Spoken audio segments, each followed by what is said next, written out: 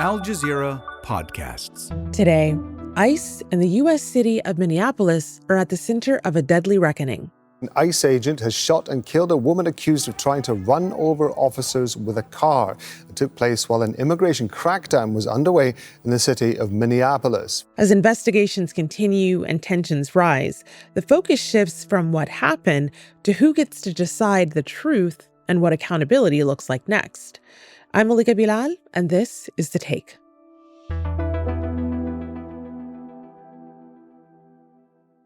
Before we get into today's interview, remember to leave us a comment as you're watching telling us what you think about this episode. And if you're in a U.S. city that's seen ICE activity, let us know what that's been like. If you're listening to this episode on your podcast app, leave us a review and a rating. It helps other people discover the show. My name is John Collins. I'm a reporter at Minnesota Public Radio, and I cover criminal justice. John, welcome to The Take. I know that you've been keeping a close eye on the recent developments in Minneapolis. This was an operation by U.S. Immigration and Customs Enforcement that ended with an ICE agent shooting and killing a 37-year-old mother of three, Renee Nicole Good. And the world knows about it because it was captured on video. So we're speaking on Friday, and so much more will likely unfold in the investigations of this shooting. But based on what you've been able to confirm so far, what do we know about how this happened? Yeah, so you really need to put it into context. Minnesota has been the site of what ICE, which is the Immigration and Customs Enforcement agency, calls a surge, where they sent many agents here starting at the beginning of December. What they've been doing is going around to workplaces. They've been going to people's homes. They've been just grabbing people off the street. And they say they're trying to ensure that people who they call illegal immigrants are not here in the United States or here in Minnesota. And just this week, an additional surge was announced by the administration. So they said up to 2,000 federal agents were coming to Minnesota, specifically to target immigration enforcement and what they call fraud. And as such, in that context, people in the state of Minnesota, people especially in Minneapolis and St. Paul, the core cities of Minnesota, have been trying to oppose ICE. So we've had, from the very start, activists, just normal people, tracking ICE agents as they went around town, following them, honking their horns, blowing whistles, letting people know that ICE is present, and trying, they say, to protect their neighbors from being what they call abducted by ICE. And so on Wednesday, ICE was again surging enforcement. There were agents all across the city. I woke up and, my phone was filled with, tips from folks saying there's people being abducted over here. There are observers who were just arrested over here. There's all this other stuff happening. And one of the situations happened over on Portland Avenue, where a woman named Renee Good was driving with her partner and a dog. We're not clear yet if she was observing like these activists have been, or if she just happened to be there. But she ran into a squadron of ICE agents in the street. They essentially tried to stop her car, and an ICE agent shot and killed her. He shot her multiple times while she was in the wheel of her car. Her car crashed. And because eyewitness videos, that is why we have these various narratives that have arisen. And before I get to those, I'm wondering if there are new developments in this case. What do we know now that we didn't know immediately? So we've confirmed the name of the agent who shot her. The ICE and Department of Homeland Security have refused to release that information. In fact, they sent us a pretty inflammatory statement saying that trying to get the name of an ICE agent is trying to dox them and trying to put them at risk. Whereas we see it as the public needs to know when public officials take a civilian's life, that name needs to be out there. There needs to be some sort of accountability. And then, of course, we found out a lot more about Renee Good. She's a poet. She's 37 years old. She was married to a woman. She had a young child. She has other children who are out of state. She is a recent transplant to Minneapolis. And then there have been a number of developments with the investigation. Our state authorities came to investigate the scene. They were joined by the FBI, which is typical in these sort of situations. But what happened in the ensuing days is that the FBI, for whatever reason, decided that they do not want to cooperate with state authorities on the investigation, which concerns a lot of people here because there's not a ton of faith that the FBI is above board and that they're going to do a thorough investigation, especially after some of the comments that we'll talk about made by administration officials and the president himself. Yeah, well, let's talk about those comments, which really speaks to this friction between the federal and the local. There are two narratives, at least here. On the one hand, federal officials immediately said the agent acted out of self-defense. In a post on Truth Social, President Donald Trump accused Renee Good of, quote, violently, willfully, and viciously running over the ICE officer. Vice President J.D. Vance even shamed the media for its coverage. Everybody who's been repeating the lie that this is some innocent woman who was out for a drive in Minneapolis when a law enforcement officer shot at her, you should be ashamed of yourselves. Every single one of you. On the other hand, you have state and city officials immediately condemning the shooting. Minneapolis mayor hit back against the federal version of events with some pretty strong words. He said the video of the incident did not support the claim that Good posed an immediate threat. So from your reporting, what does that video appear to say and what do eyewitnesses say? You know, it's really interesting. There are multiple videos because the observers who are following ICE along, of course, were taking video as they were following this caravan of ICE. But also, this neighborhood has been really hard hit by ICE actions in the past. So when people hear whistles, when they hear honking, they come out of their houses. So many of the witnesses I talked to were not activists themselves. They were neighbors. And they came out and they witnessed the shooting itself. And these are the videos that you're seeing from them. Wow. They contradict the claims of the administration that she was trying to run them over, that she was trying to injure an officer. The witnesses that I talked to at the scene say that she was surrounded by multiple officers. They were giving her different signals. One officer just walked up to her car, tried to start at to go at her handle. And just for context, before you go on, this is a man who is dressed in a mask and could be seen to look intimidating. You don't know who this person is. You don't immediately know that they're federal officers. Is that right? Yeah, I mean, ICE and the Department of Homeland Security have some sort of, they're allergic to wearing any sort of actual insignia. We can't tell what agency they come from for the most part. They don't have badges that are displayed.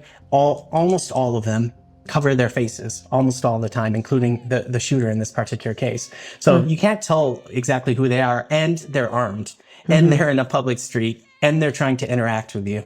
In this particular case, she was surrounded by these officers. One is trying to get in her car. One guy is standing slightly to the front side of the driver's side of the car. And then, others are saying, get out of here, get out of here. So she was given contradictory orders, is what witnesses told me. And at one point she seemed to accelerate and turn her wheel and accelerate to try to leave. And that's when the shooting happened, and it happened really fast, just multiple shots really fast. At least one shot went through the front window, but the rest, you can see in the videos, the officer fired through her open side window. Well, John, as you mentioned, you got to the scene, the day this happened. What did you witness? What was it like? Yeah, I mean, tensions have been high. So there's a lot of anger. I got there and relatively early, just a few minutes after the shooting happened. People are upset. They're trying to figure out what happened. So when I got to the protest, what was turned into a protest. At that point, it was just like people standing outside police tape, trying to figure out what's going on. Lots of people shouting profanities at both ICE and Minneapolis police, saying, Minneapolis police, why are you protecting them?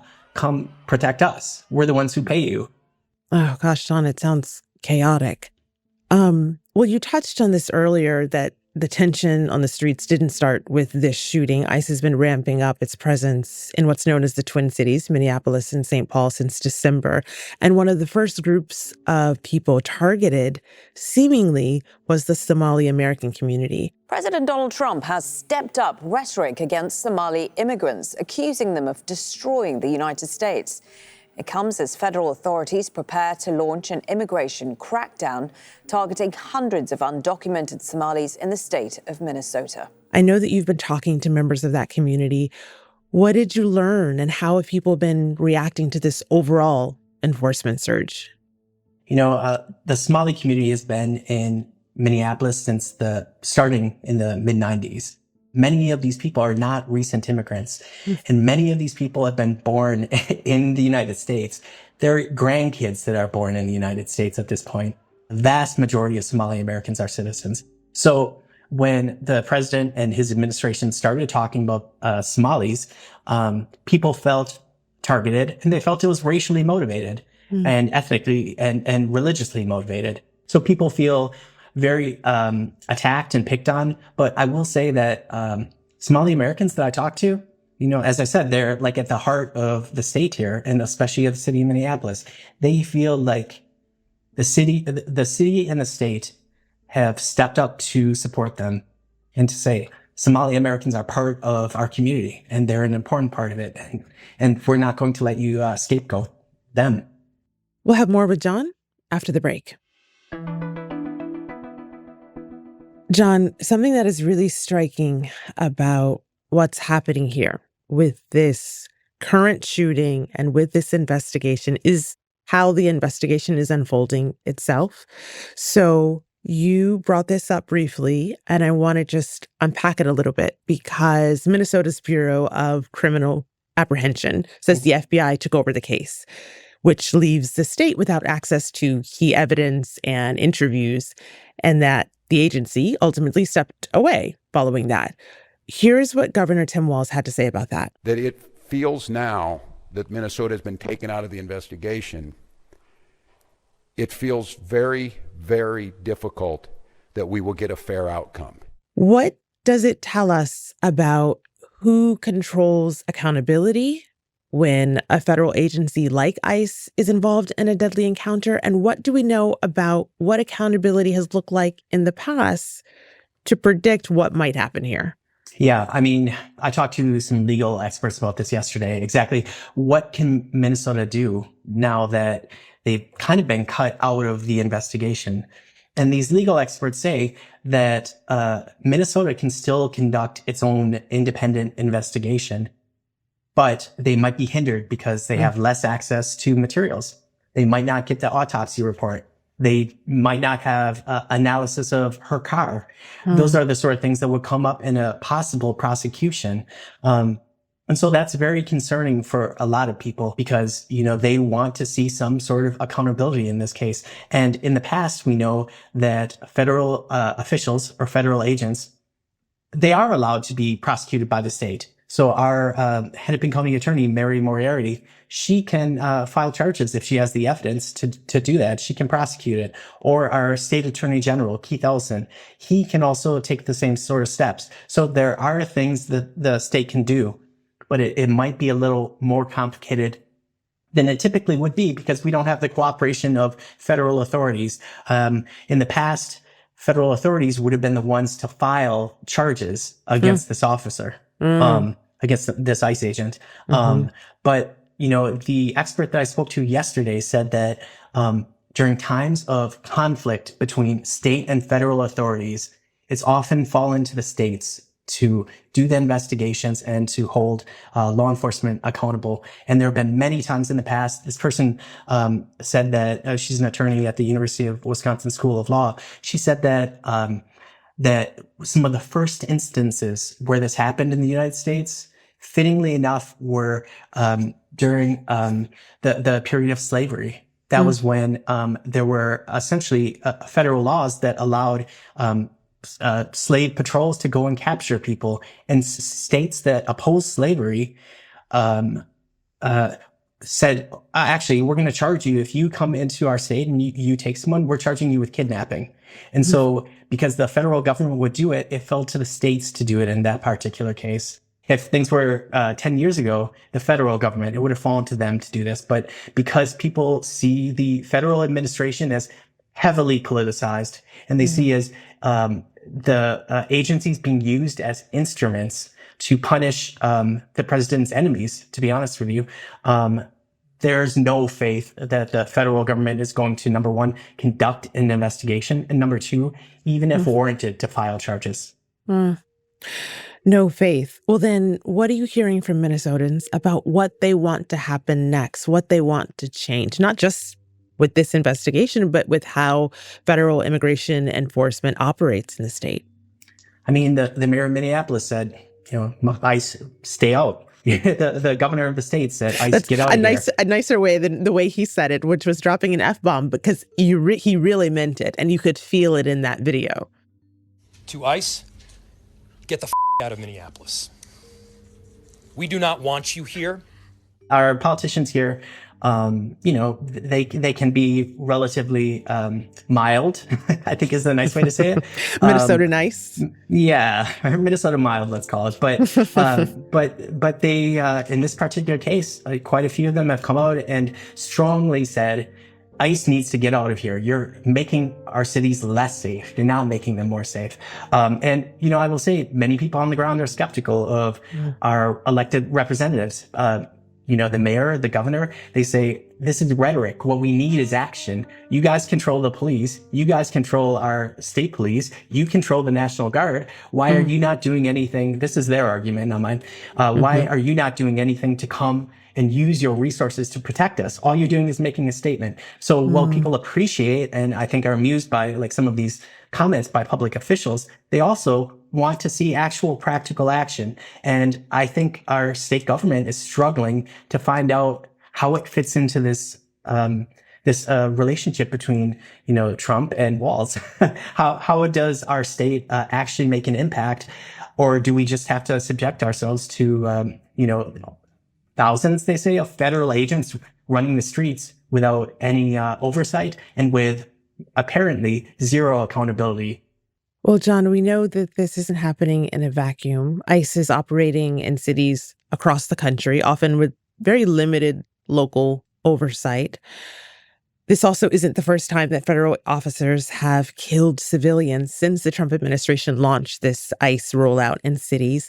Just on Thursday, we saw news that immigration agents shot and injured 2 people in Oregon. So based on this precedent, and from what you've seen in Minneapolis, what does this case, the shooting of Good, suggest about how these enforcement operations might play out from here? Because this feels like a turning point because of the reaction we've seen from Minnesotans. Obviously, it's too early for us to know exactly the impact it's going to have. There have been protests on the streets of Boston, New York, in Los Angeles, all these other places.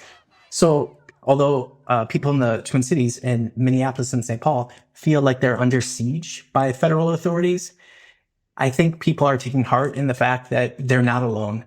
Other people have dealt with these particular situations, and they feel some sense of solidarity from folks across the country who are also dealing with this. The real question, though, is, what will be the response of the Trump administration? They don't appear to be influenced by protests. They don't appear to be influenced by public opinion.